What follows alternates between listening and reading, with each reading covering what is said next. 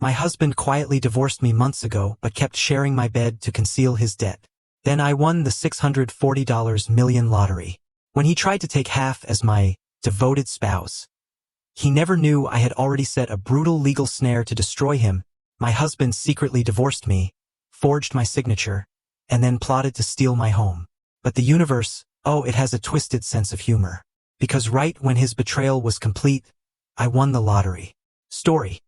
My name is Ava Turner, and I was 36 years old when my life dissolved in the span of 3 seconds. I was sitting in a corporate benefits office, the fluorescent lights humming, the scratchy gray chair smelling faintly of floor cleaner. I was on my lunch break, my sandwich waiting upstairs, doing something mundane, something responsible. Open enrollment had just started, and I wanted to add Logan, my husband, to my premium health insurance plan. His freelance consulting work had been sporadic, and we'd agreed it made sense for him to be on my policy. It's just a standard spousal add-on, I told Janice, the HR coordinator, checking my watch. I brought our marriage certificate, but the system should already have him as my emergency contact. Janice nodded, her eyes glued to her dual monitors. Sure thing, Ava. Let me just pull up your profile. Turner.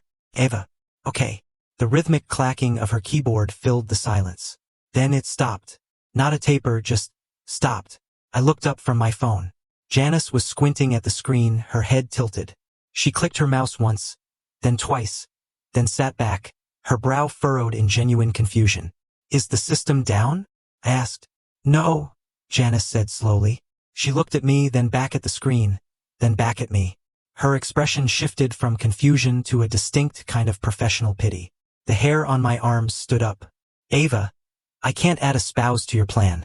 I laughed. It was a short, dry sound. Why? Is there a waiting period? We've been married for 5 years.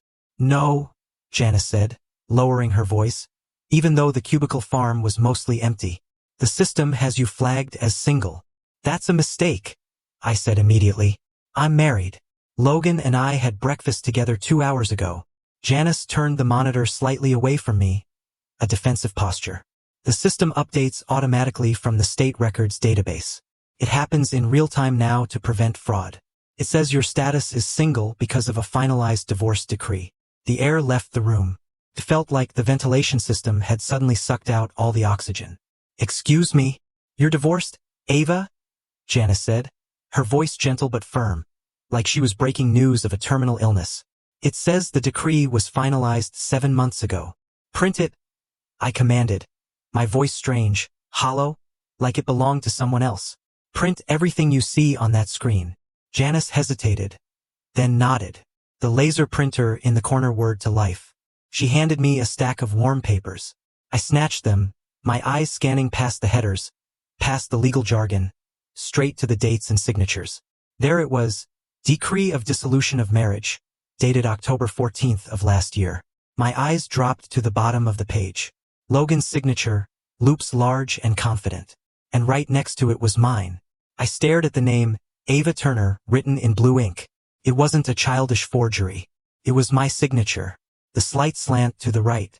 The way I crossed the capital A. The sharp tail on the R. It looked exactly like the signature I'd put on the sign-in sheet 10 minutes ago. This isn't real, I whispered. It's a certified digital copy, Janice said softly. I'm so sorry, Ava. I didn't say goodbye. I didn't take my marriage certificate back.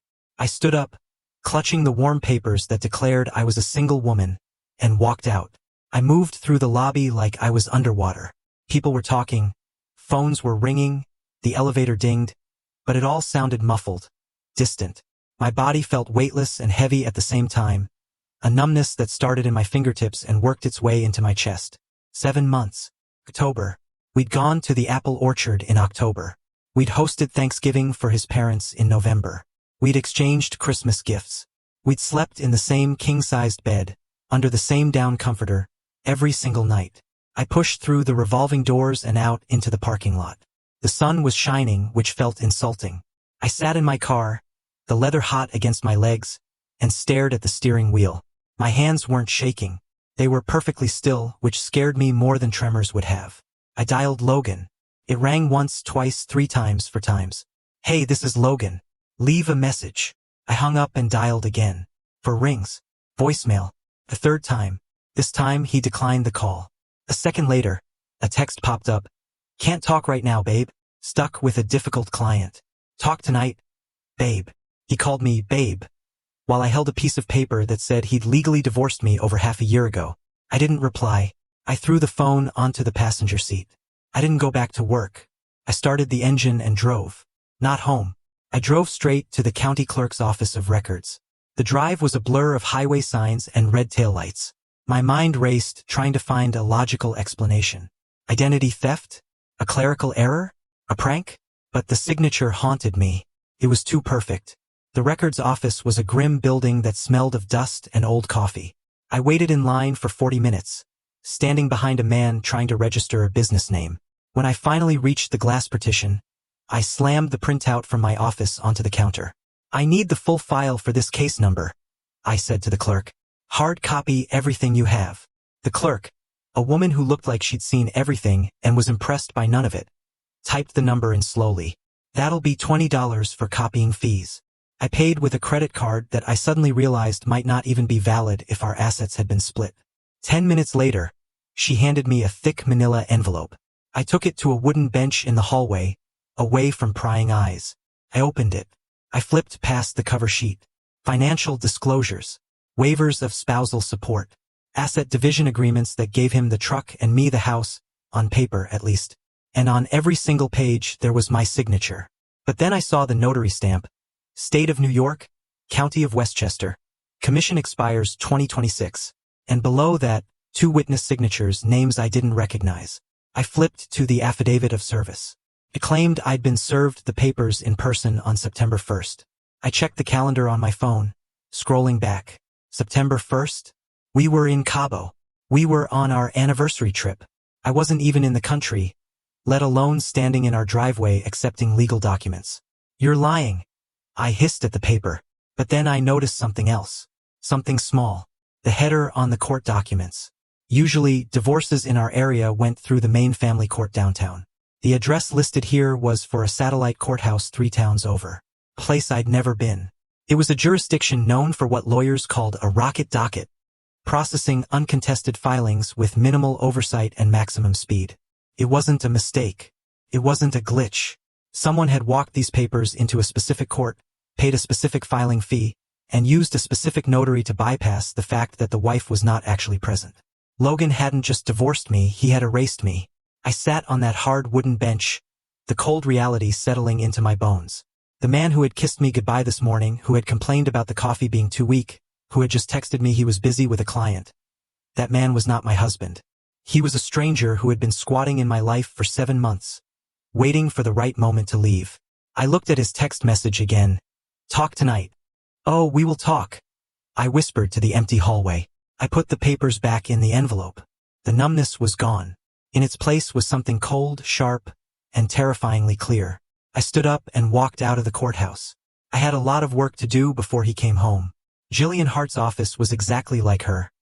Expensive, minimalist, and terrifyingly sharp. We hadn't spoken much since college, mostly just social media likes and occasional birthday texts. But she was the only person I trusted to handle a disaster of this magnitude. She was a divorce attorney who had earned a reputation in the city for being a shark in a skirt suit. I sat across from her glass desk, my hands clasped tightly in my lap to stop them from trembling. Jillian didn't offer me tea or sympathy. She just pulled the thick file I'd stolen from the records office toward her and began to read. The silence in the room was heavy, broken only by turning pages and the distant hum of city traffic 30 floors down. After what felt like an hour, but was likely only 10 minutes, Jillian closed the folder. She took off her reading glasses and looked me dead in the eye. It's a forgery, she said. Her voice was flat, devoid of the shock I was feeling. But it looks exactly like my signature, I said, my voice cracking. Jillian. I stared at it in the car for 20 minutes. The slant of the letters, the pressure points. It is my hand. It's a tracing, she corrected me, leaning forward. Or a digital replication printed with a high-quality wet ink machine, but it is a forgery. Look at the document dates. You said you were in Cabo on September 1st. This affidavit of service says you were served at your front door at 4 o'clock in the afternoon. Unless you have a twin or the ability to teleport, this is fraud. She tapped her manicured fingernail on the paper. This is what we call sewer service in the industry, Jillian explained. The process server dumps the papers in the sewer or the trash, then signs an affidavit swearing they handed them to you. The court assumes the affidavit is true. You never show up because you never knew you were sued. The husband gets a default judgment. Done. But the notary? I argued, desperate to understand the mechanics of how my life had been dismantled. There's a stamp. There are witnesses. Notaries are people, Ava. And people can be bought, Jillian said coldly. Especially in that jurisdiction. You said the venue was 3 towns over? That's not a coincidence. That creates distance. It minimizes the chance you run into a bailiff or a clerk who recognizes your name. This was not a sloppy mistake. This was an engineered exit. I felt bile rise in my throat. Why? That was the question screaming in my head all afternoon. Why go through all this trouble? If he wanted a divorce, he could have just asked for one. We don't have kids. We both work. It would have been messy, sure. But this is criminal. Jillian stood up and walked to the window, looking out at the skyline. That is the question, isn't it? Men don't usually commit felonies just to avoid an awkward conversation. If he wanted to leave you for another woman, he would just file. The fact that he did this in secret and that he's still living in your house, sleeping in your bed, pretending to be your husband, that suggests he's not trying to leave. Not yet. She turned back to me. He's trying to secure something or he's trying to hide something. Usually, when I see a move like this, it's about assets. He's shielding himself from debt, or he's preparing to acquire something massive and doesn't want you to have a claim to it. He's a consultant, I said. He makes decent money, but nothing massive. That you know of, Jillian countered.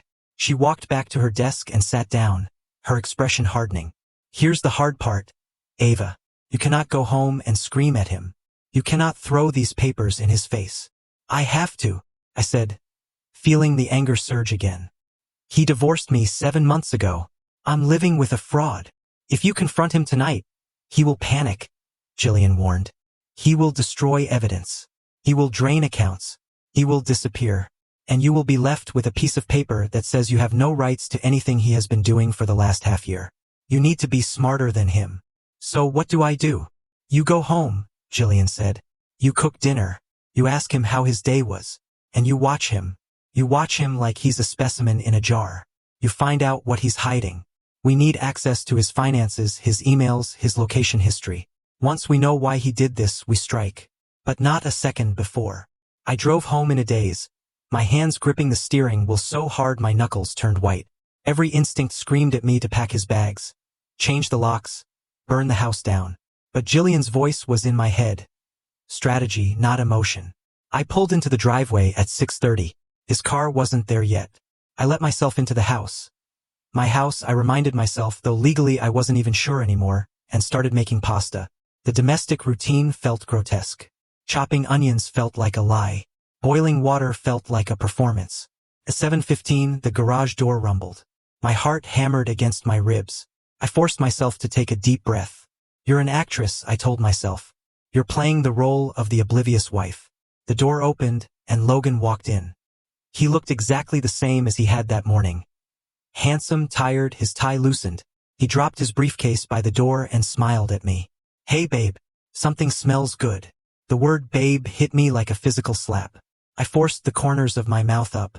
Just pasta, I said. My voice sounded thin, but he didn't notice. How was the client? Exhausting, Logan sighed, walking over to kiss me. I held my breath as he leaned in. His lips brushed my cheek, and there it was, underneath the smell of traffic and his usual cedarwood cologne. There was something else. A faint, sweet scent. Jasmine. Vanilla. It was expensive, floral, and definitely not mine. I pulled back, pretending to check the sauce. You're late? Did the meeting run over? Yeah, he said, walking to the fridge to grab a beer. We were at the office until 6. Then traffic was a nightmare coming out of downtown. Liar. Traffic was clear. I checked the maps. App on my phone before he walked in. And if he'd been at an office, he'd smell like stale coffee and air conditioning, not fresh perfume. I watched him as he moved around the kitchen. I watched him in a way I never had before. I stopped looking at him with love and started looking at him with scrutiny. I noticed the way he placed his phone on the counter. Screen down. Always screen down. I noticed that when he washed his hands, he was vigorous, scrubbing up to his wrists, as if trying to wash something off. I noticed that he didn't look me in the eye when he spoke. He looked at my forehead, or past my shoulder, at the cabinets. "So," he said, taking a sip of beer, "did you get that insurance thing sorted out today?" My blood ran cold. He was testing me. He knew. He had to know that if I tried to add him, the system would flag it. He was fishing to see if I had discovered his secret. I turned the stove off, my back to him, so he couldn't see the panic in my eyes. "No," I said, keeping my voice steady. "The HR system was down for maintenance. Janice said she'd try again next week." "Ah, classic corporate inefficiency," Logan said. He sounded relieved. I could hear the tension leaving his voice. "Well, no rush. I'm healthy as a horse." We ate dinner in near silence. He scrolled on his phone while he ate, chuckling occasionally at something on the screen. Every time he laughed, I imagined him signing that divorce decree.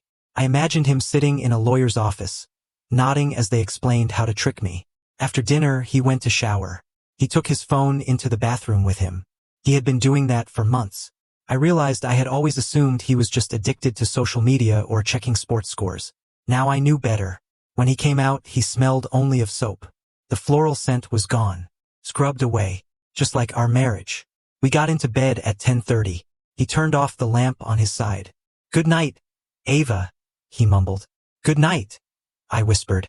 He fell asleep within 5 minutes. I lay there in the dark, listening to the rhythm of his breathing. The man sleeping 6 inches away from me was a predator. He had been living a double life, constructing a trap for me right under my nose. Jillian was right. I had missed too many signs. The guarded phone, the late nights, the vague explanations about work, the way he had stopped talking about our future. I had been so trusting, so comfortable in the life I thought we had built, that I had been blind. But I was not blind anymore. I rolled over slowly, careful not to wake him. I looked at his sleeping face in the moonlight. He looked peaceful. He thought he was safe. He thought he was the smartest person in the room. I closed my eyes, but I didn't sleep. My mind was racing, cataloging everything I needed to do. I needed to find his passwords. I needed to track his car. I needed to find out who the woman with the jasmine perfume was. And most of all, I needed to know why he was still here. He had divorced me, but he had stayed. That meant he still needed me for something. And until I figured out what that was, I would play my part. I would be the good wife. I would cook his meals and wash his clothes and smile when he walked through the door. But I would be sharpening my knife the entire time. Saturday morning provided the opening I needed. Logan put on his running gear, the expensive compression shorts, the brand new sneakers that had never seen a speck of mud, and announced he was going for a long run along the river. He said he'd be gone for at least 2 hours. As soon as the front door clicked shut, the clock started ticking in my head. I didn't go to the window to watch him leave. I went straight to his home office. His silver laptop sat on the mahogany desk, pulsing with a faint white light, sleeping but not off. I opened the lid. The login screen stared back at me. Logan prided himself on being security conscious with his clients. But at home, arrogance made him sloppy.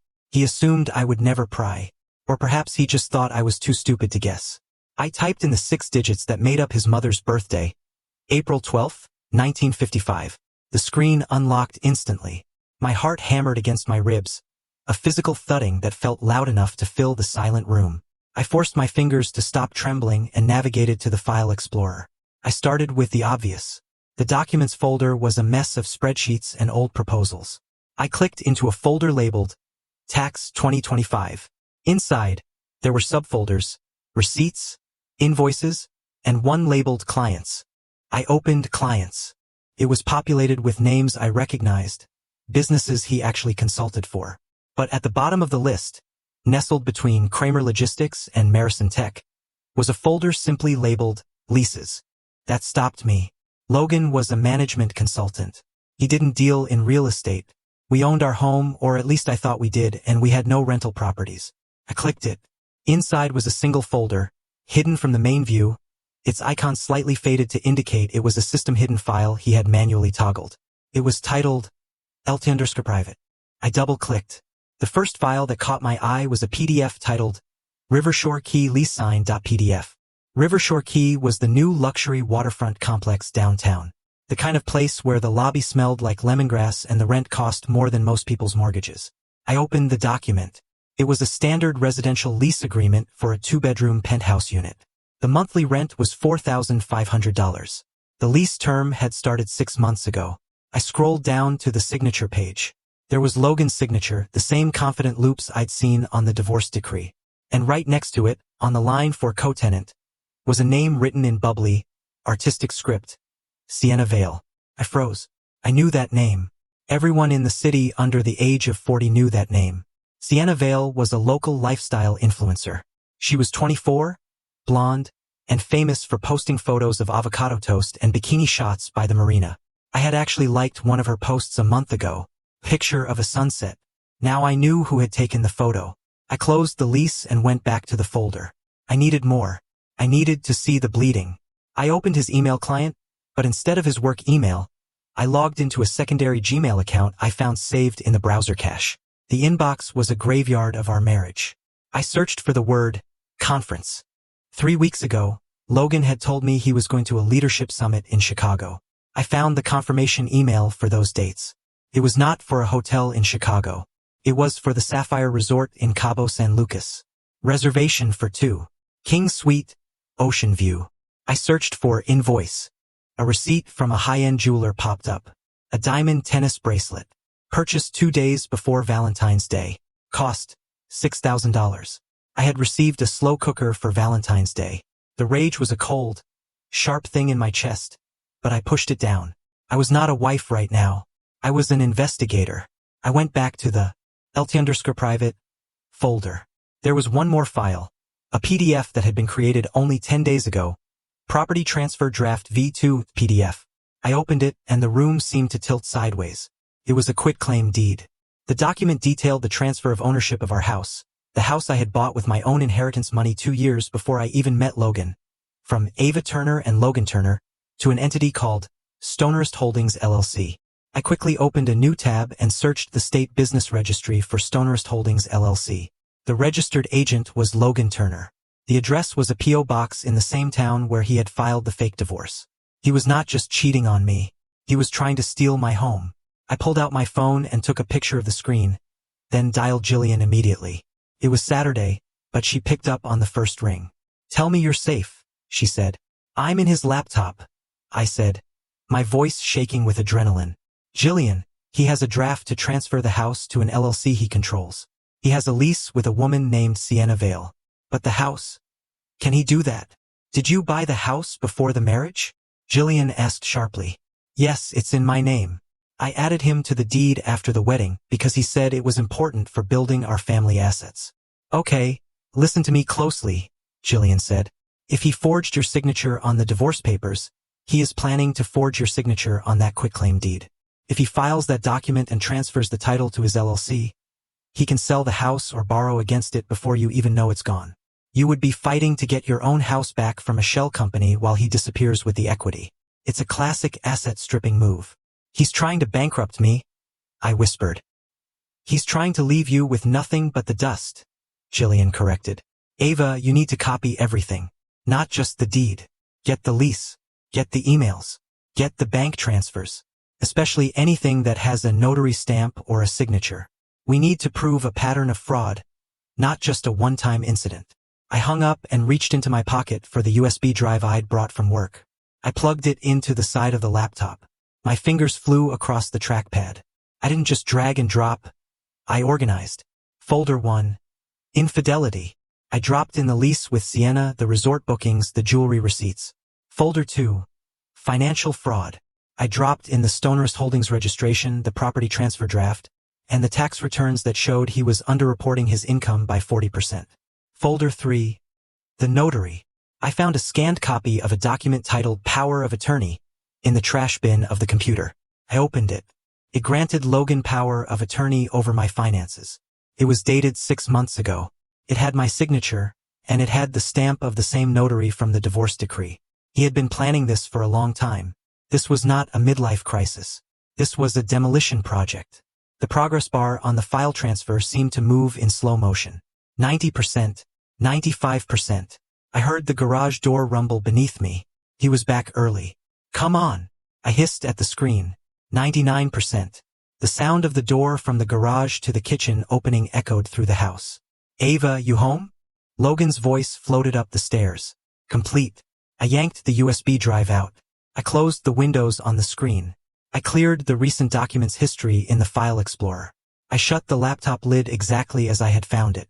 I slipped the USB drive into my bra, the cold metal pressing against my skin like a secret weapon. Up here, I called out. I forced my voice to sound casual, sleepy even. Just grabbing a book. I walked out of the office and met him on the landing. He was sweating, his face flushed from the run, or maybe from whatever he had been doing with Sienna. Good run? I asked. Great, he panted, wiping his forehead with a towel. Cleared my head. You look nice. Going somewhere? I looked at him. I looked at the man who had drafted a document to steal the roof over my head. The man who had bought a $6,000 bracelet for a 24-year-old while I was clipping coupons for groceries. No, I said, smiling a smile that didn't reach my eyes. Just doing a little cleaning. I found some old things I need to get rid of. He didn't catch the double meaning. He just nodded and headed for the shower, leaving me standing there with the evidence of his crimes burning against my chest. I had the gun now. I just needed to wait for the right moment to pull the trigger. 2 days later, I sat in a booth at the back of a 24-hour diner that smelled of grease and sanitizer. It was the kind of place where nobody looked at anyone else, which made it perfect. Jillian was there, nursing a black coffee, and next to her sat Monica Reyes. Monica didn't look like the television version of a private investigator. She was a woman in her late 40s with sharp features, hair pulled back in a severe bun, and a leather jacket that looked like it had seen a few fights. She didn't waste time with pleasantries. She slid a tablet across the sticky table toward me. I've been on him for 48 hours, Monica said. Her voice was like gravel, rough and unpolished. He's not very careful for a guy living a double life. He thinks he's invisible. I looked down at the screen. The first photo was grainy but clear enough. It showed Logan standing outside a bistro in the trendy part of town. He was wearing the blue blazer I had bought him for his birthday. His hand was resting on the lower back of a woman, Sienna Vale. In the photo, she was laughing, her head thrown back. She looked radiant, expensive, and completely unburdened by the fact that she was dating a married man. Swipe, Monica commanded. I swiped. The next photo was taken through a shop window. It was a jewelry store. Not just any store, but the one where we had bought our wedding bands. Logan was holding up a ring, a large pear-shaped diamond, and Sienna was covering her mouth with her hands in mock surprise. He put a deposit down on that yesterday at 3 o'clock, Monica said. $5,000 cash. My stomach turned. We don't have $5,000 in cash lying around. Our savings are tied up in mutual funds. That brings me to the next part, Monica said. She tapped the screen, closing the photos and opening a spreadsheet. I ran a deep dive on your joint accounts, the ones you can see and the ones you maybe don't look at closely enough. She pointed to a column of figures. He's not taking big chunks, Monica explained. If he transferred $10,000, the bank would flag it, and you would get an alert. So he's bleeding you dry by 1,000 cuts. Look at these grocery store charges. $300 here, $250 there. But look at the itemization. He's getting the maximum cash back every single time. I stared at the numbers. It was true. Every time he went to the grocery store, the gas station, or the pharmacy, he was pulling out $40 or $60 or $100 in cash. He's siphoning liquid cash to avoid a paper trail, Jillian added, her voice low. He takes the cash, deposits it into a separate account, or simply uses it to pay for things he doesn't want on the statement, like a deposit on an engagement ring. But why? I asked, looking between them. He makes good money. Why does he need to steal $40 at a gas station? Monica leaned in, her dark eyes serious. Because he's broke. Ava, your husband is drowning. She opened another file. It was a legal filing from a county I had never heard of. About a year ago, Logan tried to get into the house flipping game, Monica said. He partnered with a guy named Marcus Dean. Real shady character. They bought a dilapidated Victorian house, intending to renovate and sell it for double, but they ran into permit issues, mold, structural damage. The project stalled. I never knew about this, I whispered. Of course not, Monica said. He financed it with a hard money loan. High interest, short term. The loan came due 3 months ago. He defaulted. The lenders are not the kind of people who send polite letters. They're threatening to sue him for breach of contract and fraud, because he allegedly misrepresented his assets to get the loan. Jillian took over, her lawyer brain assembling the puzzle pieces. This explains the secret divorce. If he gets sued or if he files for bankruptcy to clear this debt, he doesn't want your assets, the house, your retirement, your savings, to be seized to pay his creditors. By divorcing you secretly, he technically separated your assets from his. So, he did it to protect me? I asked, a tiny, foolish spark of hope flaring in my chest. Jillian shook her head, extinguishing it instantly. No. If he wanted to protect you, he would have told you. He would have put the assets in a trust.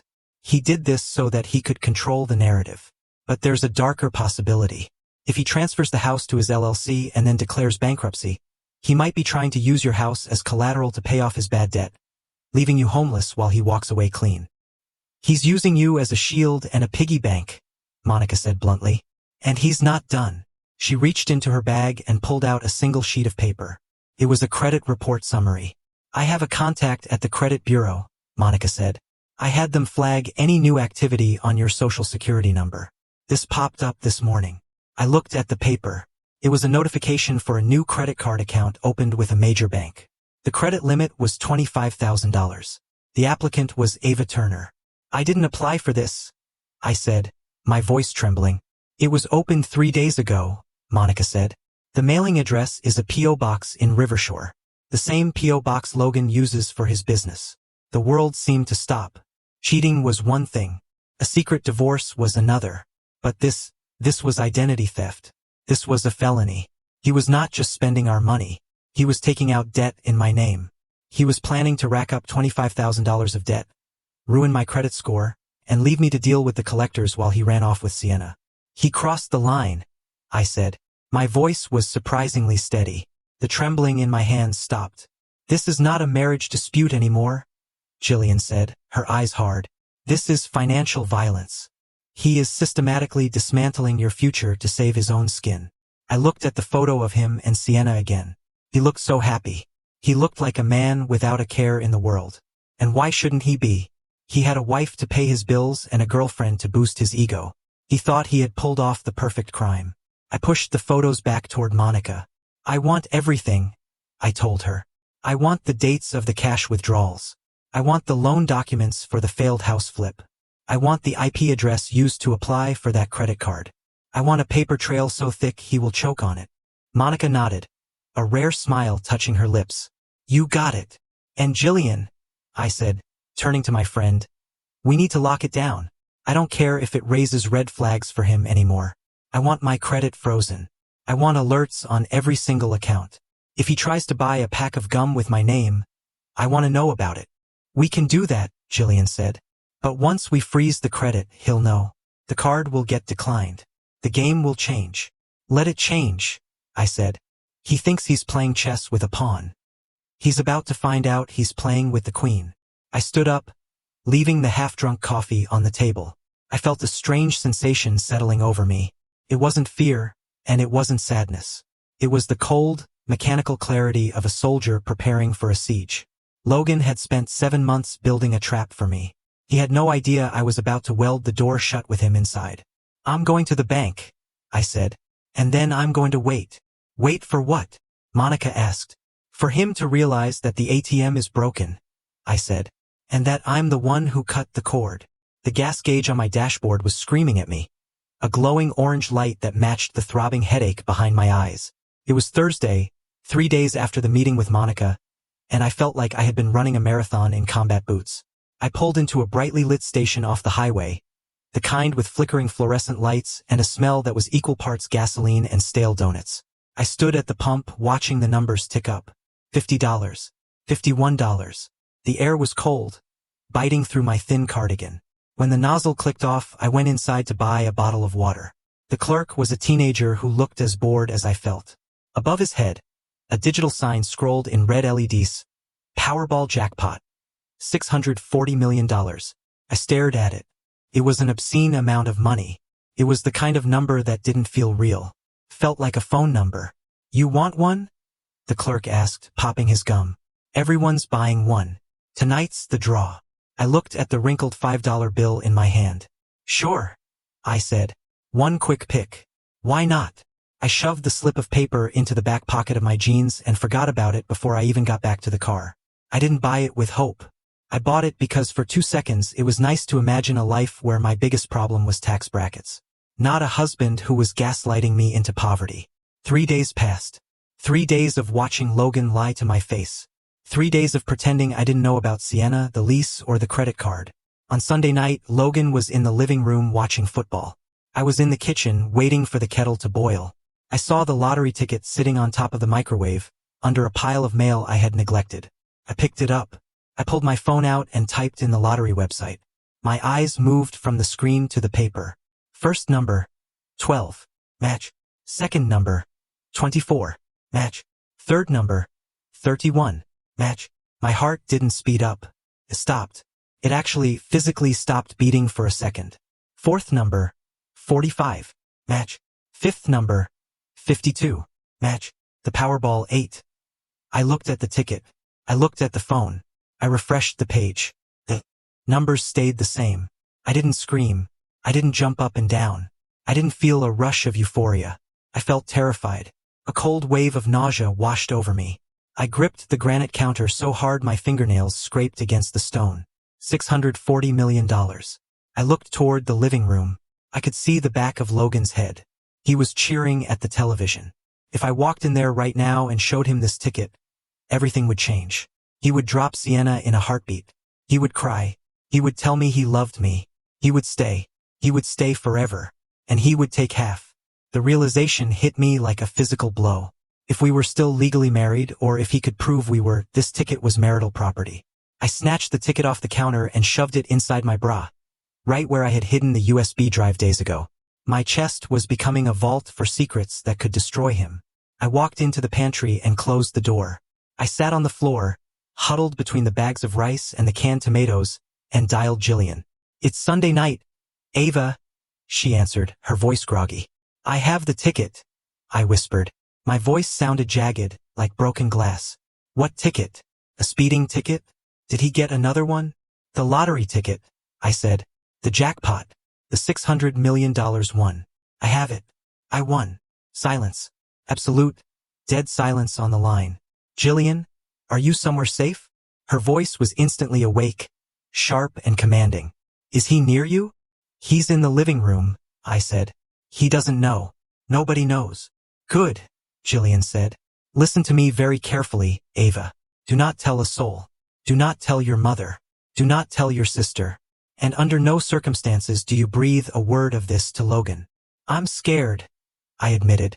If he finds out, Jillian cut in. "He will contest the divorce. He will say the signature was forged, which we know it was, and he will argue that the divorce is invalid. He will claim he is still your lawful husband, and he will be entitled to 50% of that money. He forged a divorce to hide his debt, but he will burn that divorce decree to ashes to get your fortune." I felt the room spin. "So what do I do?" "We need a trust," Jillian said. "I'm gonna call Diane Klein. She's the best financial forensic advisor in the state. We're going to set up a blind trust to claim the prize. Your name will never appear on the winner's list. But before we cash that ticket, we have to make sure Logan is gone. Legally, physically, and financially gone. He divorced me in October," I reminded her. "The ticket was bought in May. Technically, I was single when I bought it." "Technically, yes," Jillian agreed. "But because the divorce was fraudulent, it's vulnerable. We need him to ratify that divorce. We need him to sign a settlement agreement confirming the separation date was months ago and explicitly waiving rights to any future assets. We need to trap him in his own lie before he smells the money." "He'll never sign if he knows I have this," I said. "That's why we have to move now," Jillian said. "We can't wait for the credit card investigation. We can't wait for the slow play. We have to drop the hammer. We need to kick him out this week." I hung up and stood up. I walked out of the pantry. My legs felt shaky, but my mind was crystallizing. The fear was evaporating, replaced by a cold, hard resolve. I looked at Logan again. He was drinking a beer, complaining about a referee's call. He looked small. He looked like a petty, grasping man who had spent the last year trying to manipulate me, trying to steal my house, trying to ruin my credit. He had sold me out for a lease on a condo and a 24-year-old influencer. He had valued our marriage at 0. I touched the spot on my chest where the ticket lay against my skin. Felt hot like a brand. That money was not for us. It was not for a fresh start. It was for me. It was for the woman he had tried to erase. I walked back to the kitchen island and picked up the mail I had ignored. There was a credit card offer, a flyer for a pizza place, and a notice from the water company addressed to occupant. I took a pen from the drawer. On the back of the pizza flyer, I wrote down a sentence. It wasn't a to-do list. It wasn't a reminder. It was a vow. This money will not buy back the man who sold me cheap.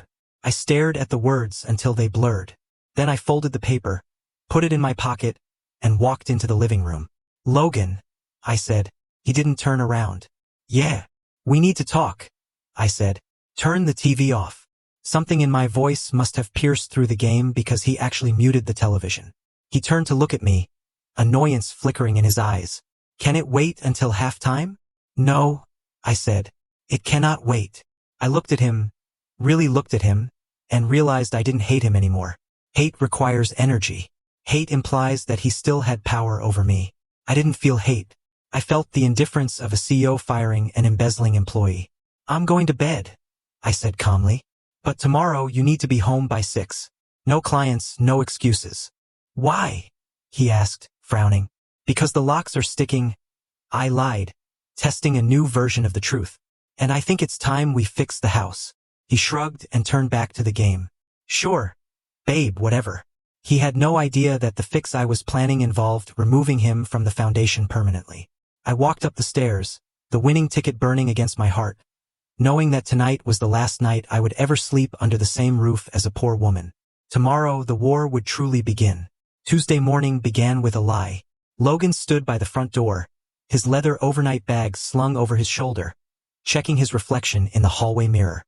He told me he was flying to Austin for a 3-day tech conference. He said the signal might be spotty. He kissed me on the forehead, a dry, perfunctory peck, and told me not to wait up on Thursday night. I watched through the window as his car backed out of the driveway. I waited until his taillights disappeared around the corner. I waited another 5 minutes just to be sure. Then I picked up my phone. "Do it," I said. Jillian pulled up to the curb 60 seconds later. She was not alone. Behind her black sedan was a white van marked Metropolitan Lock and Safe. And behind that, a plain gray SUV containing 2 men who looked like they used to bounce at very expensive clubs. "You have 4 hours before he realizes he forgot his charger, or Sienna gets bored of him," Jillian said, stepping into the foyer. She dropped her briefcase on the console table with a heavy thud. "Let's make them count." The house transformed into a command center. The locksmith, a silent man heavy with tools, went to work on the front door. The sound of the drill grinding into the metal was the most satisfying thing I had heard in years. He wasn't just changing the tumblers. He was installing a high-security electronic deadbolt that could only be opened via an app on my phone. Meanwhile, I went upstairs with a stack of cardboard boxes. I moved through the bedroom like a crime scene cleaner. I opened Logan's closet. The rule I had set for myself was simple. He keeps what he brought into the marriage, and he keeps what he bought with his own money. I packed his cheap polyester blend shirts. I packed the worn-out sneakers. I packed the golf clubs he had bought at a pawn shop 3 years ago. But the Rolex Submariner I had bought him for our 2nd anniversary? That stayed on the dresser. The cashmere sweaters I had purchased for him last Christmas? Those went into a donation pile for the shelter. The laptop bag made of Italian leather? That was mine. I stripped the bathroom of his possessions. His razor, his toothbrush, his half-empty bottle of cologne. The one that didn't smell like jasmine. All went into a box marked garage. By noon, the master bedroom looked larger. The air felt cleaner. "Cameras are live," one of the security men told Jillian. He pointed to a tablet showing a crisp, wide-angle view of the driveway, the front porch, and the back patio. "Good," Jillian said. She looked at me. "Now we wait." We didn't have to wait 3 days. We only had to wait 6 hours. At 5:45, my phone buzzed. The motion sensor on the driveway camera had tripped. I looked at the screen. Logan's car was pulling in. He wasn't in Austin. He wasn't even at the airport. He was wearing the same clothes he had left in, but his tie was gone, and he looked flustered. "He's back," I said, my heart hammering against my ribs. But this time it wasn't fear. It was adrenaline. "Showtime," Jillian said. She sat at the head of the dining table and spread out 3 distinct piles of documents. I watched on the tablet as Logan walked up to the front porch. He looked annoyed, fumbling for his keys. He slid his key into the lock. It didn't turn. He frowned. He pulled it out, looked at it and shoved it back in. He jiggled it violently. Nothing. He rang the doorbell once, twice, then he started pounding on the wood. Ava, open the door. The lock is jammed. I pressed the button on the new video intercom system the security team had just mounted. The lock is not jammed, Logan, I said. My voice came out cool, amplified slightly by the speaker. He jumped, looking around for the source of the voice. He stared into the camera lens. Ava, what is going on? My key won't work. I know, I said. You don't live here anymore. He laughed, a nervous, incredulous sound. What are you talking about? Stop playing around. I forgot my presentation slides. Let me in. If you want to talk, I said. Come to the back door. The kitchen entrance is unlocked. This is ridiculous, he muttered, but he stepped off the porch. I walked to the kitchen. Jillian was already seated, her posture perfect, her face a mask of professional indifference. I stood by the island, leaning against the marble. The back door flew open. Logan stormed in, his face red. Ava, seriously, what is the... He stopped. He saw the boxes stacked by the fridge. Then he saw Jillian. Hello, Logan, Jillian said. She didn't smile. Jillian? Logan looked between us, his confusion morphing into defensiveness. What is a divorce lawyer doing in my kitchen? It's not your kitchen, Jillian corrected him. And I'm here because you seem to be confused about your marital status. I don't have time for this, Logan snapped. I have a flight to catch. No, you don't, I said. You have a reservation at a bed and breakfast in the city with Sienna Vale. But you can cancel that. You're not going anywhere. Logan froze. The name hung in the air like smoke. Sit down, Jillian commanded. It wasn't a suggestion. Logan pulled out a chair and sat, his eyes darting to the papers on the table. We know, I said. I didn't yell. I didn't cry. I just stated it as a fact. Jillian slid the first file across the table. It was the copy of the divorce decree. You filed for divorce 7 months ago, Jillian said. You forged Ava's signature. You used a corrupt notary to push it through a satellite court. You are legally divorced, which means you have no legal right to be in this house. Logan's face drained of color. He opened his mouth to speak, but Jillian slammed her hand down on the second file. This, she said, is a record of the $25,000 credit card you opened in Ava's name last week. That is identity theft. That is wire fraud. She pushed the third file forward. And this is the lease you signed with Ms. Vale, paid for with money you siphoned from the joint account you were supposedly sharing with your wife. Logan stared at the papers. The silence stretched thin and tight. He looked at me, his eyes pleading, trying to summon the charm that had worked on me for 5 years. Ava, listen, he started, his voice dropping to that soft, intimate register he used when he wanted forgiveness. It's not what it looks like. The divorce papers, that was just a safeguard. It was a business decision. I was in debt. I was trying to protect you from my creditors. I never meant to leave you. I was going to tear them up once I got back on my feet. You filed them, Jillian said. You cannot tear up a court order that has been finalized for 7 months. It was a mistake, Logan shouted, slamming his hand on the table. I was panic filing. I didn't know it went through. Stop, Jillian cut him off. Her voice was like a whip. Do not insult our intelligence. We have the emails. We have the notary logs. We have the draft of the deed where you tried to transfer this house to your shell company. You are not explaining a mistake, Logan. You are confessing to a felony. Logan slumped back in his chair. The fight went out of him. He looked small. Why? I asked. It was the only thing I really wanted to know. Not the legal reasoning, but the human reason. He looked at me, and for a second I saw the man I had married. But then his eyes shifted away, unable to hold my gaze. I was stuck, he muttered. I was drowning in that house flip. I needed cash. I needed a way out. Sienna. She has connections. She has money. I just needed time to fix things. I was going to pay you back. You were going to steal my house, I said. You were going to ruin my credit. You were going to leave me with nothing. I was going to fix it, he insisted, his voice whining now. I just needed a few more months. You don't have months, Jillian said. She slid a pen and a single document across the table. What is this?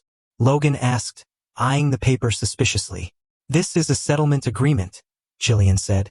It confirms that you and Ava have been separated since October, matching the date of your fraudulent divorce decree. It states that you waive all claims to any assets acquired by Ava after that date. It grants her full ownership of this house and absolves her of any debts incurred by you. Logan laughed bitterly. Why would I sign that? I can just go to court. If the divorce is fake, then we're still married.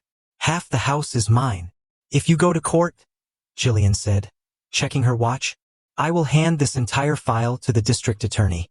We have proof of forgery, identity theft, and bank fraud. That's 5 to 10 years in federal prison. You will lose your consulting license. You will lose your reputation. And Sienna? She will be dragged into it as an accomplice, because her name is on the lease paid for with stolen funds. Logan looked at the door. He looked at the boxes. He looked at me. Ava, he said, please, we can work this out. We're husband and wife. No, I said. According to you, we've been strangers for 7 months. Jillian tapped the paper. You have 2 choices, Logan. Option A. You sign this paper, you take your boxes, and you walk out the back door. We don't press charges, and you get to keep your freedom. Option B. You refuse, and my security team calls the police. They're on speed dial, and the station is 10 minutes away. Logan looked at the pen. His hand was shaking. He looked at the credit card evidence. He knew he was cornered. He picked up the pen. He didn't read the document. He just signed it. He scrawled his name quickly, angrily, the ink tearing through the paper slightly. There, he spat. Are you happy?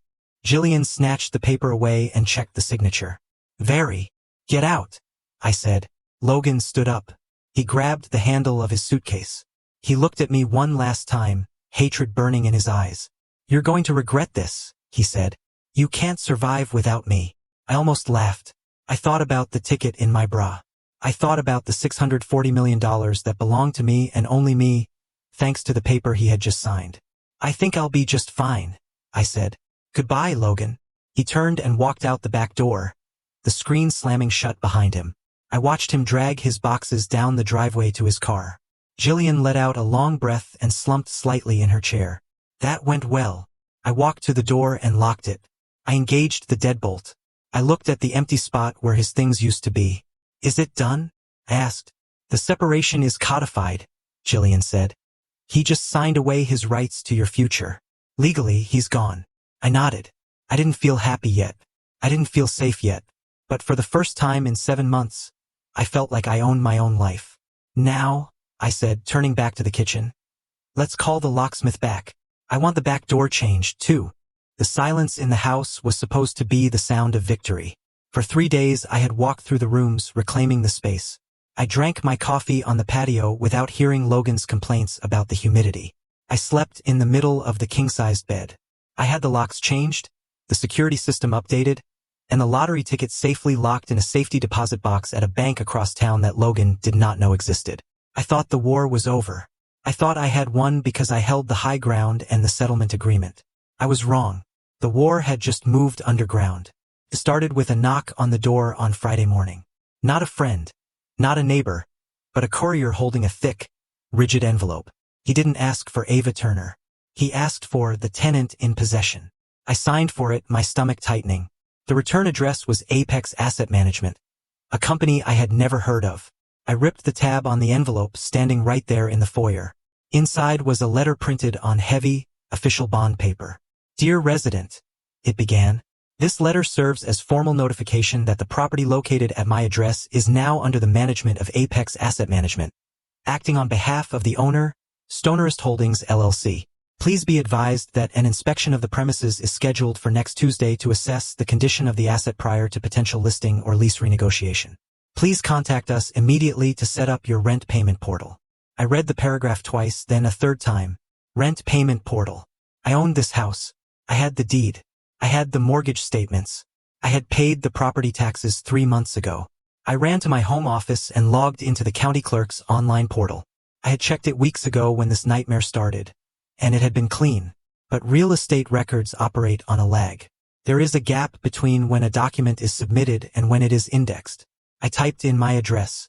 The search will spun for an agonizing 5 seconds. Owner of record, Stonecrest Holdings, LLC.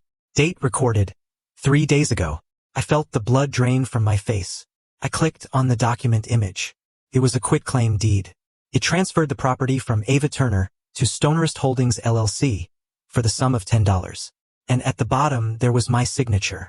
Again, this was not the draft I had seen on his laptop.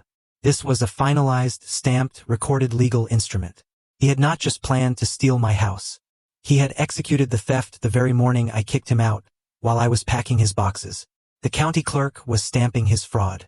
I drove to Jillian's office like a maniac, running 2 red lights. I burst into her conference room without knocking. She was in a meeting with a junior associate, but one look at my face and she waved him out.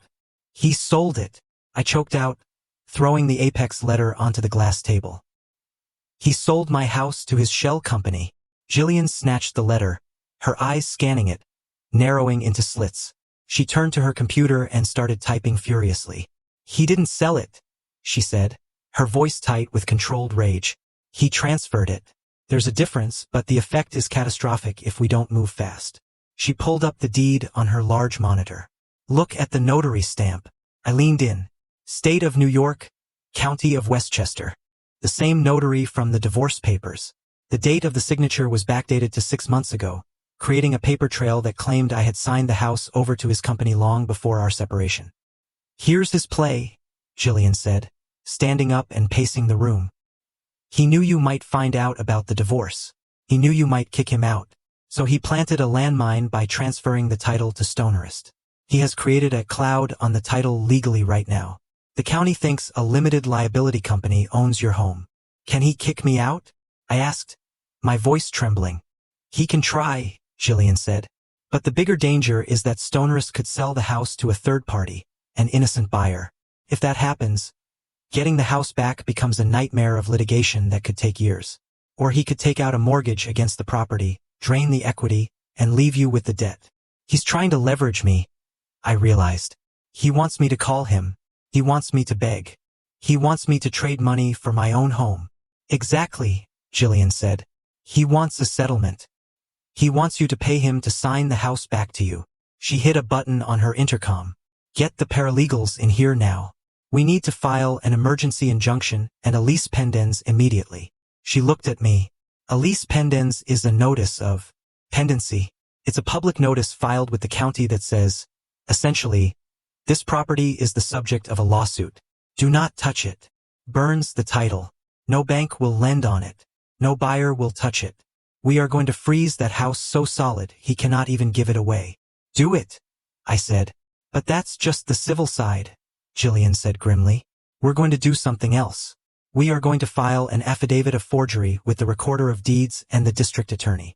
My phone rang. It was Monica. Speaker, Jillian commanded. I put the phone on the table. Monica, you're on with Jillian. Please tell me you have something. I found your notary, Monica's voice crackled. The guy who stamped the deed and the divorce papers. His name is Arthur P. Miller. He runs a shipping and document storefront in a strip mall 3 towns over. But here's the kicker. Arthur P. Miller died 4 years ago. The room went silent. Excuse me? Jillian asked. The son runs the shop, Monica explained. He kept the stamp. He's been notarizing documents for cash under his dead father's name. It's a ghost stamp. He charges $500 a pop for no-appearance notarizations. I have him on video accepting an envelope from a guy who matches Logan's description last Tuesday morning. That's it, Jillian said, slamming her hand on the desk. That's the nail in the coffin. Wait, there's more, Monica said. I tracked the funding for Stonecrest Holdings. The bank account for the LLC was opened with a deposit from your joint savings account, Ava. But the operating capital is coming from a hard money lender who thinks Logan owns the house free and clear. He has already applied for a $200,000 loan against the property. He's cashing out, I whispered. He's trying to strip the equity before the ink dries. Jillian's fingers flew across her keyboard. Not on my watch. I'm calling the judge. We're getting an ex parte order.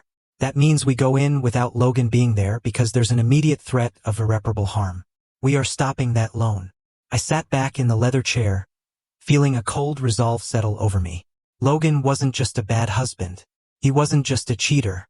He was a criminal. He had looked at the home where we had built a life, the home I had paid for with my late father's inheritance, and saw nothing but a piggy bank to smash open. He wanted to leave me with nothing. He wanted me to wake up one morning with eviction papers and a drained bank account while he lived off my equity with Sienna. "Jillian," I said quietly. She stopped typing and looked at me. "Yes. When we file these papers," I said. "Do not just file to get the house back." "What do you mean?" "I mean, I want to press charges," I said. "I don't want a settlement. I don't want him to just sign a paper and walk away like we did on Tuesday. This is forgery. This is wire fraud. This is identity theft involving a deceased notary public." Jillian's face softened, then hardened into a look of fierce approval. "If we go down this road, Ava, it is not a divorce anymore. It is a prosecution. He could go to prison. And Sienna? If she's listed as an officer of that LLC, or if she knowingly benefited, she goes down too."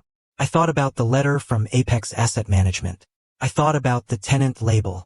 I thought about the sheer entitlement of a man who believed he could rewrite reality with a stolen stamp. "He set a trap for me," I said. "He planted a landmine in my life, hoping I would step on it and blow up. I'm just returning the favor." "Okay," Jillian said. She picked up the phone. "I'll call the DA's fraud unit after we file the injunction. By 5 o'clock today, Stonerist Holdings will be toxic waste, and Logan Turner will be a person of interest." I stood up. I felt lighter than I had in months. The fear of losing the house was gone, replaced by the certainty of retribution. "He wanted a fight," I said, looking at the fraudulent deed on the screen one last time.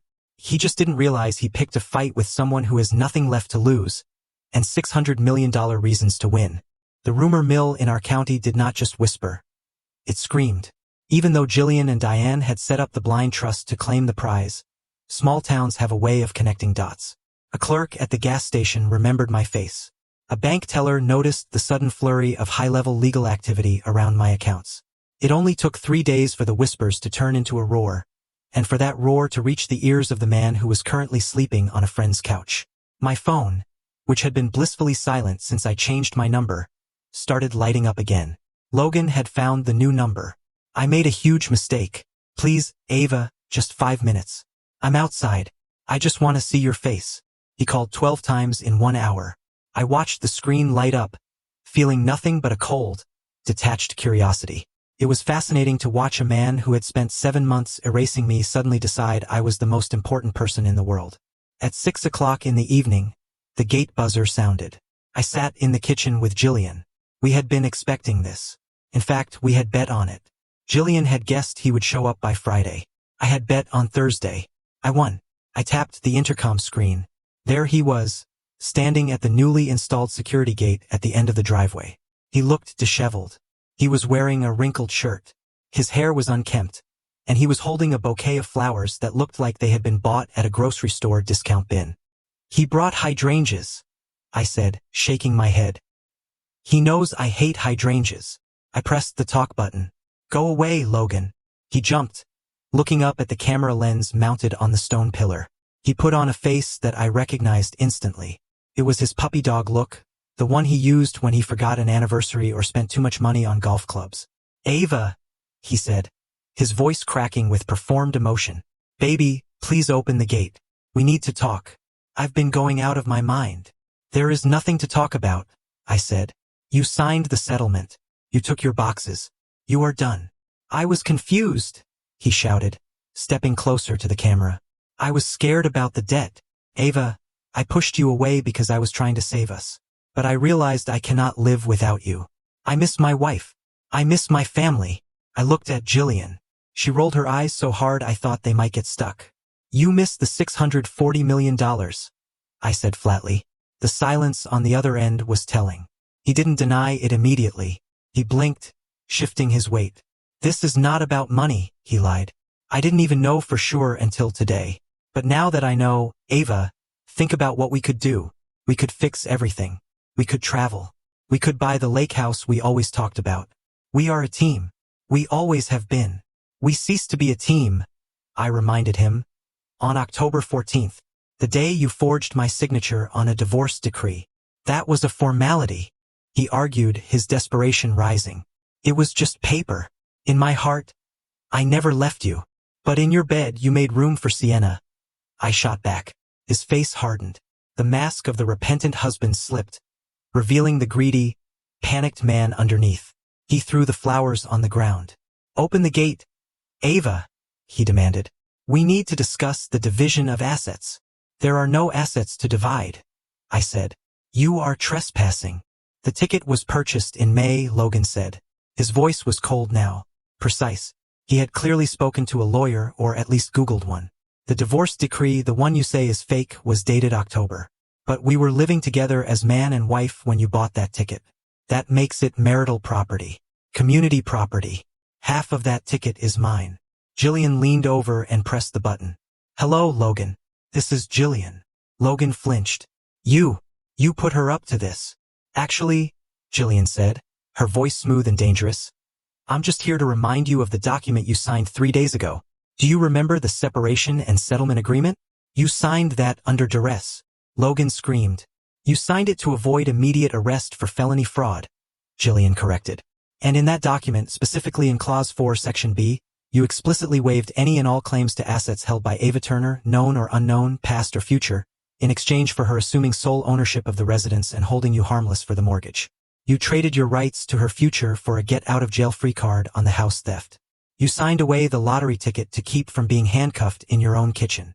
That agreement is void, Logan yelled. I will sue. I will drag this out for years. I will freeze that money until you are both old and gray. And while you are doing that, I added, Jillian will be handing the file on the notary fraud and the identity theft to the district attorney. The moment you file a lawsuit claiming you are my husband, you admit that the divorce was forged. You admit to the crime. You are checkmated. Logan, if you sue for the money, you go to prison. If you walk away, you stay poor, but you stay free. He kicked the gate. The metal rattled, but it held firm. I will go to the press, he threatened, pointing a shaking finger at the camera. I will tell them everything. I will tell them you stole the winning ticket from our shared budget. I will paint you as the greedy wife who kicked her husband out the second she got rich. I will ruin your reputation. Go ahead, I said. Tell them. Call the news stations, but make sure you tell them about the ghost notary. Make sure you tell them about the $25,000 credit card you opened in my name. Because if you tell your story, I will publish the evidence file. Let's see who the public hates more. The woman who won the lottery, or the man who tried to steal her identity. He stood there panting, his chest heaving. He looked at the house he had tried to steal, the house that now contained a fortune he would never touch, and let out a scream of pure frustration. Then he turned, got into his car, and peeled away, tires screeching. He's not done, Jillian said quietly. He's desperate. Let him scream, I said. He's a ghost. But the real entertainment was yet to come. Later that night, as I was scrolling through my phone, a notification popped up. It was from a local gossip account. Influencer Sienna Vale breaks silence on breakup with local businessman. I clicked the link. It was a video of Sienna sitting on the floor of a sparsely furnished apartment, wearing no makeup, looking artfully tragic. She was crying. I just wanted to come on here and speak my truth, she sniffed, wiping a tear. I've been seeing a lot of hate comments. People saying I'm a homewrecker. But I didn't know. I was a victim too. Logan told me he was divorced. He showed me the papers. He told me his ex-wife was crazy and abusive. I watched, feeling a spike of anger. But then she kept talking. We have been planning our life together since January, Sienna sobbed. He promised me that once the house transfer went through in March, we would have a fresh start. I invested my own money into our future because I believed in him. I froze. Jillian, who was sitting next to me, gasped. Did she just say January? Jillian asked. She did, I said, a smile spreading across my face. And did she say she knew about the house transfer? She sure did. Sienna had just handed us the final weapon. By admitting they had been planning their life since January, she proved that the relationship and the conspiracy to hide assets predated the lottery win by months. She proved that the divorce was a calculated move to strip assets. And she admitted to having financial knowledge of the fraudulent transfer. But the comment section was even better. The internet is a cruel place, and they had caught the contradiction instantly. User 1, wait, if you knew about the house transfer, why didn't you check the deed? User 2, you said he showed you divorce papers in January, but the court records show the decree wasn't even filed until October. You are lying. User 3, so you were dating him while his wife was paying the mortgage? Girl, you are not a victim.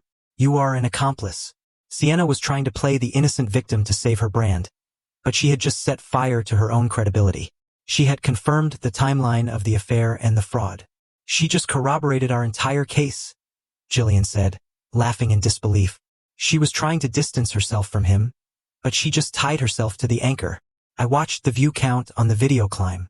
Logan was out there somewhere watching this too. He had lost his wife. He had lost the money. And now the woman he had burned his life down for was throwing him under the bus and accidentally confessing to their crimes in real time. Do you want to report the video? Jillian asked. No, I said, locking my phone screen. Save it. Download it. It's the best piece of evidence we've ever received. I walked to the window and looked out at the empty driveway. The hydrangeas were still lying there, crushed on the asphalt. He asked if I remembered us. I whispered to the glass. I remember everything. That's exactly why he's never getting back in. The courtroom was smaller than I expected. A windowless box of blonde wood and beige carpet that smelled faintly of floor polish and anxiety. It didn't look like the place where my life would be decided, but the air was thick with a tension that made my skin prickle. I sat on the right side of the aisle, Jillian next to me, her posture like a steel beam, rigid and unyielding. On the other side sat Logan.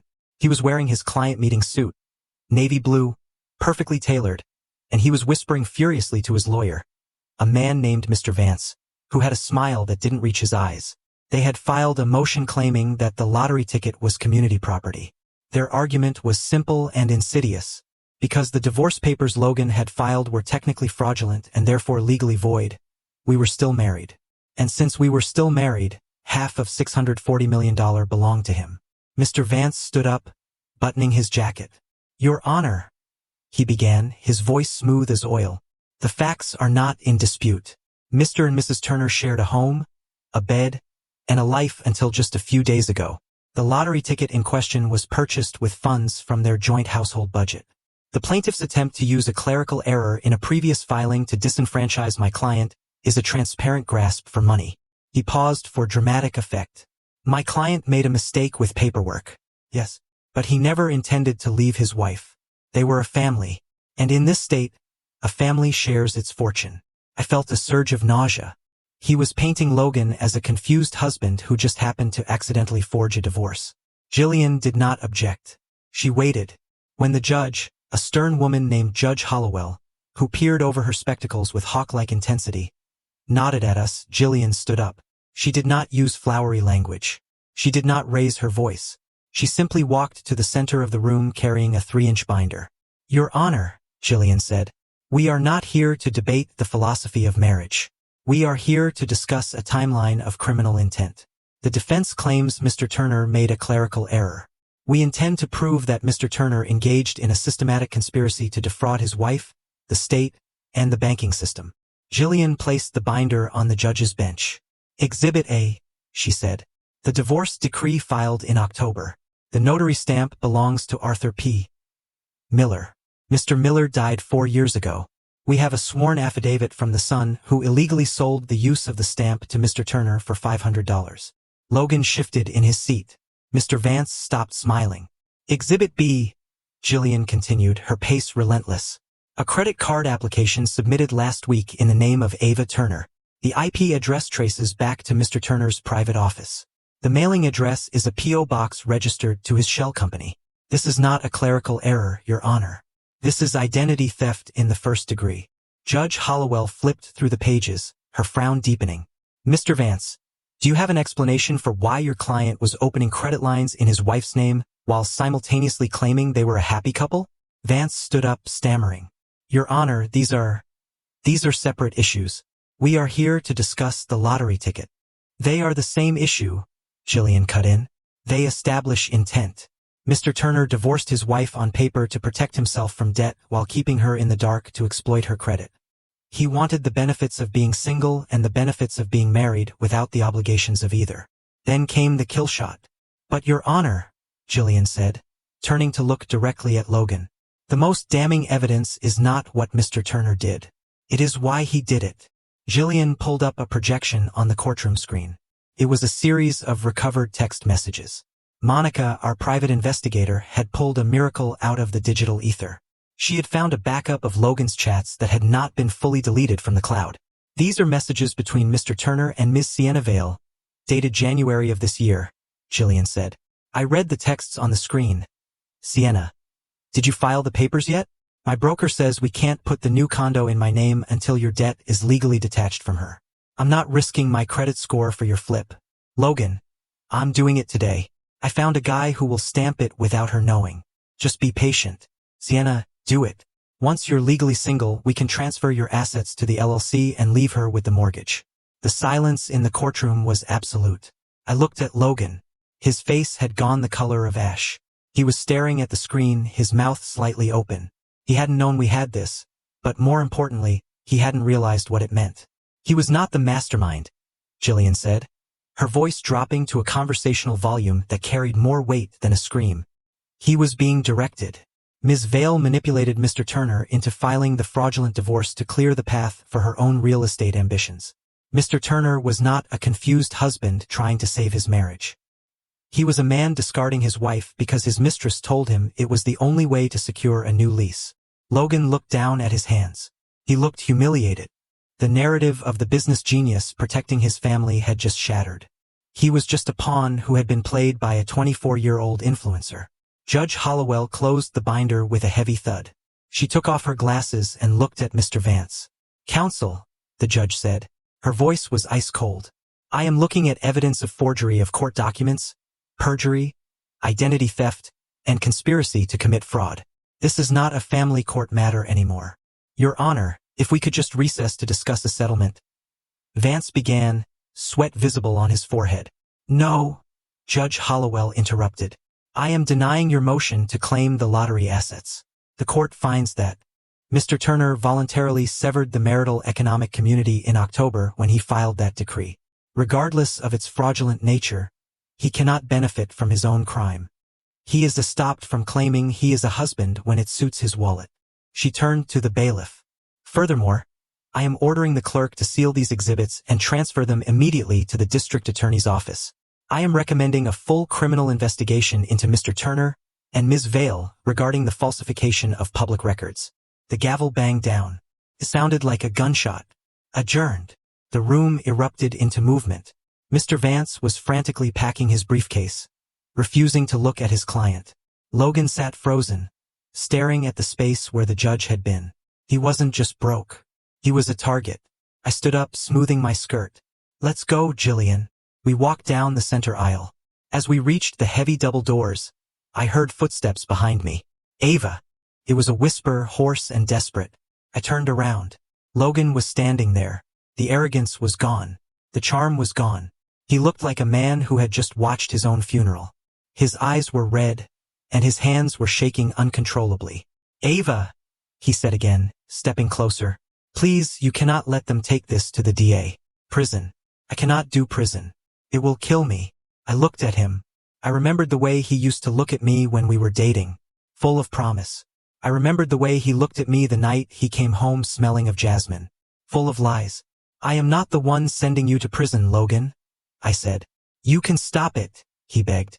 He reached out to touch my arm, but I stepped back. Tell the judge you want to drop it. Tell them we worked it out. I will sign anything. I will sign the house over. I will leave town. I will never speak to you again. Just don't let them lock me up. He was crying now. Actual tears were tracking down his cheeks. I'm sorry. I'm so sorry. I just got lost. Please, Ava, for the sake of what we had. I looked at Jillian. She stood silently, letting me handle this. I thought about the night I found the divorce papers. I thought about the credit card he opened in my name. I thought about the text messages where he and Sienna discussed leaving me with the mortgage like I was trash to be taken out. He wasn't sorry he hurt me. He was sorry he got caught. You want me to save you? I asked softly. Yes, he sobbed, nodding vigorously. Please. You filed the papers, Logan, I said. My voice was steady, devoid of anger, devoid of love. It was just the truth. You forged the signature. You stamped the seal. You set the machine in motion. I turned toward the door. You signed the ending a long time ago, I said. I'm just reading it out loud. I pushed the doors open and walked out into the hallway, the bright lights of the courthouse corridor blinding me for a second. Behind me, I heard Logan sink to the floor, but I did not look back. I had a check to cash and a life to start. The sound of a pen scratching against paper in a quiet room is usually insignificant. But in that sterile conference room, 3 days after the court hearing, it sounded like the loudest noise in the world. It was the sound of Logan Turner signing away his life. He sat across the mahogany table, looking nothing like the confident man who had walked out on me months ago. His suit was unpressed, his eyes were rimmed with red exhaustion, and his hands shook as he moved the pen across the signature line. Jillian stood over him, watching every stroke like a hawk watching a mouse. "That is the last one," Jillian said, pulling the document away the moment the ink was dry. This was the global settlement agreement. In exchange for me not pursuing a civil lawsuit for emotional damages and fraud, Logan agreed to 3 things. First, he formally withdrew his petition for a share of the lottery winnings, acknowledging legally that the ticket was my sole and separate property. Second, he signed a confession regarding the fraudulent transfer of my home, rendering the deed to Stonerist Holdings null and void. And third, he signed a permanent restraining order. He was never to contact me, come near my property, or speak my name in public again. "It's done," Logan whispered. He looked up at me, a flicker of hope in his eyes. "So we're good? You're going to tell the DA to back off?" I looked at him, feeling a profound sense of detachment. He still didn't get it. He thought this was a transaction. He thought he could trade a signature for immunity. "I promised I would drop the civil suit, Logan," I said calmly. "And I have. I am not suing you for the money you stole from our joint account. But the criminal charges?" He pressed, sweat beading on his forehead. "The identity theft, the notary fraud? You said—" "I said I would not file charges personally," I corrected him. "But I cannot stop the district attorney. The evidence is already in their system. The judge sent it over.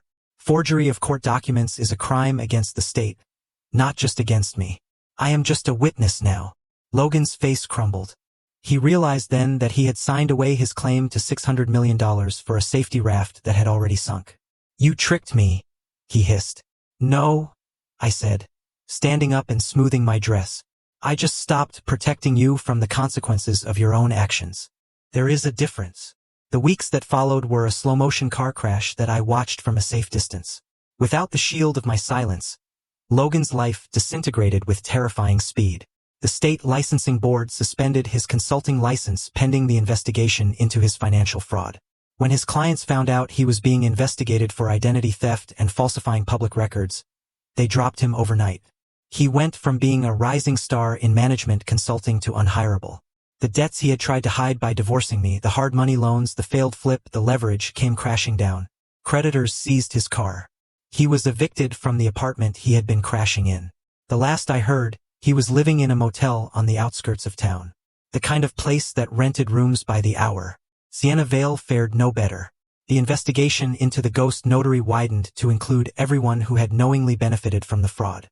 Because her name was on the lease paid for with stolen funds, and because her own text messages proved she knew about the scheme, she was named as a co-conspirator. Her downfall was digital and brutal. The internet detectives dissected her life. Her sponsors, the tea companies, the fashion brands, the skincare lines, dropped her within 24 hours. She tried to pivot, posting tearful videos about being manipulated by an older man, but the screenshots of her urging Logan to leave me with the mortgage were reposted in every comment section. Her perfect life was exposed as a mirage built on theft. She deleted her accounts 2 weeks later, vanishing into the obscurity she deserved. As for the house, the legal cleanup was swift.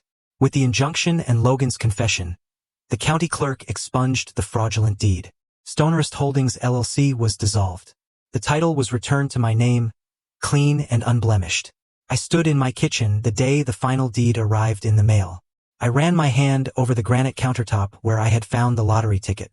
I looked out at the backyard where Logan used to grill burgers and lie to my face. I sold the house 3 days later. I didn't want the memories. I didn't want the ghosts. I bought a smaller place, a cottage near the coast with big windows and no history. I did not buy a yacht. I did not buy a private jet. I sat down with Diane Klein, my financial advisor, and we set up the Turner Initiative. It wasn't a flashy charity. It was a scholarship and grant fund specifically designed for women over 30 who needed to restart their careers after divorce or domestic financial abuse. We paid for nursing degrees, coding boot camps, and paralegal certifications. We paid for daycare so they could go to class. I also sent a check to the corporate center where I used to work, specifically to the HR department. I donated enough to upgrade their entire computer system, with a specific note that the spousal verification software should be updated to prevent errors. It was my little inside joke. 6 months after the court date, a letter arrived at my P.O. box. The handwriting was familiar, though shakier than I remembered. I sat on the porch of my new house, the ocean breeze tangling my hair, and opened it. Dear Ava, I am writing this from the county detention center. My lawyer says I might get out in 18 months with good behavior. I have had a lot of time to think in here. I know I messed up. I know I hurt you. But I want you to know that I never stopped loving you. The money changed things. But before that, we were good. I am sorry for everything. I hope one day you can find it in your heart to forgive me. I just want my friend back. Always, Logan. I read the letter twice. He still didn't get it. He thought the money was the wedge between us. He didn't understand that the money hadn't changed me. It had just given me the light to see him clearly. He wasn't sorry he broke my heart. He was sorry he was in a cell while I was free. I didn't cry. I didn't feel a pang of longing. I felt light. I folded the letter and put it back in the envelope. I didn't burn it.